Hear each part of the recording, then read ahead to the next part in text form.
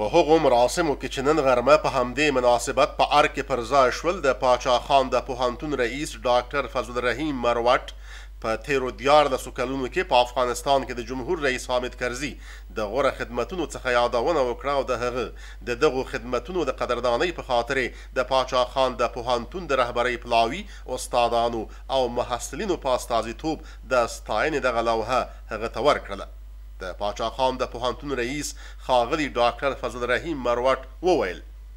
زه جناب محترم کرزي صاحب چې کوم د رئیس افغانستان دی،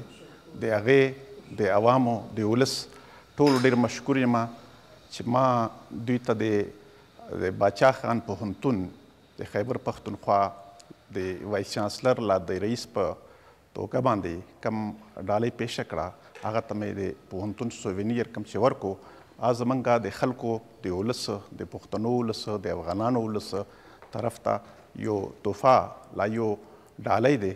او زه د ده ډېر مشکور یم چې د دا ډالۍ ډېر په زړه خوشحالي سره او په دواو سره قبوله کړه. زه د ټول د افغان ولس د افغانستان ولس د حکومت د دولت ډېر مشکور یم. تاسو ډېره مننه. د یادونې وړ ده چې د پاچا خان د پوهنتون رئیس ډاکټر فضل الرحیم مروت او د ملګری پلاوی د پښتو ژبې د ستر شاعر عبدالغني خان د زیږېدنې د سلمې کالیزې د لمانځنې په 2 ورځني علمي سیمینار کې د ګډون لپاره کابل ته راغلی و.